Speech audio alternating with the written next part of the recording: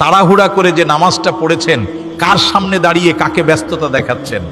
মনে রাখবেন, সবচেয়ে বড় চাকরি হলো নামাজ, আর তার বেতন হলো জান্নাত। নামাজকে কখনো বলবেন না কাজ আছে, বরং কাজকে বলবেন আমার নামাজ আছে।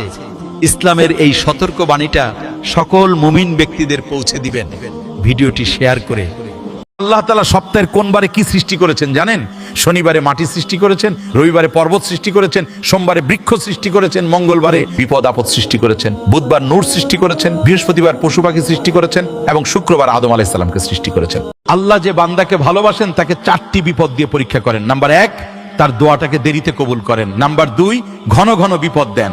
নাম্বার 3, অপমান ও মানুষের অবহেলার সম্মুখীন করেন। এবং নাম্বার 4, তার সবচেয়ে প্রিয় জিনিসটা কেড়ে নেয়। রিজিক কখন বাড়ে জানেন? এই 4টি কাজ করলে রিজিক বাড়ে। নাম্বার 1, গোপনে দান করলে। নাম্বার 2, মন থেকে অন্যের ভালো চাইলে। নাম্বার 3, ফজরের নামাজ জামাতে আদায় করলে। নাম্বার 4, বেশি বেশি ইস্তেগফার ও কৃতজ্ঞতা প্রকাশ করলে। ফেরাউন এত খারাপ ছিল, তারপরও কিন্তু ফেরাউনের স্ত্রী বিবি আসিয়া মুখ বন্ধ করে তার সংসারটা করে গেছেন। আপনার স্বামী কি ফেরাউনের থেকেও খারাপ নাকি? আপুরা শোনো, স্বামীর দুষ খুঁজতে যাও না, আগে নিজে ভালো হও, তারপর ধৈর্য ধরে সংসার করো।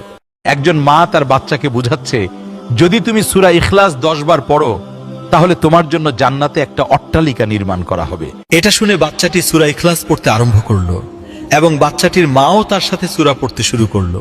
তখন বাচ্চাটি তার মাকে বলল, মা, তোমার পড়ার প্রয়োজন নেই, আমি তোমাকে আমার সাথে আমার অট্টালিকাতেই রাখবো।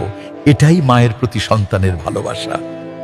দুনিয়াতে যদি বিচার না পান, আল্লাহর দরবারে বিচারটা দিয়ে রাখেন, সেই দিন বিচার হবে এবং মহান আল্লাহ তাআলা আপনাকে ঠকাবেন না। কারণ আল্লাহ হলেন আহকামুল হাকিমিন, তিনি সব বিচারকের ঊর্ধ্বে সর্বশ্রেষ্ঠ বিচারক, যিনি নিখুঁতভাবে ন্যায় বিচার করেন। যে ব্যক্তি অধিক পরিমাণে পাঠ করবে রাব্বিক ফিরলি জুনুবি, হে আল্লাহ তুমি আমার প্রভু, তুমি আমাকে ক্ষমা করে দাও, তুমি আমাকে মাফ করে দাও। বিশ্বনবী বলেছেন, এই দোয়াটা যখন বান্দা পড়তে যতক্ষণ না দেরি হবে, এই বান্দার উপরে আরশের মালিক আল্লাহ খুশি হতে দেরি হবে না।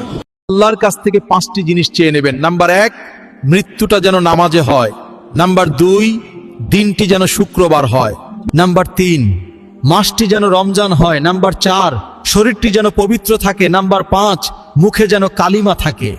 যে স্ত্রী তার স্বামীকে সকালে ঘুম থেকে জাগিয়ে পবিত্র করে ফজরের সালাতের জন্য মসজিদে পাঠিয়ে দেয়, ওই স্ত্রীর প্রতি স্বামীর অন্তরে আল্লাহর তরফ থেকে ভালোবাসার নূর পয়দা হয়। বুখারী শরীফের হাদিস।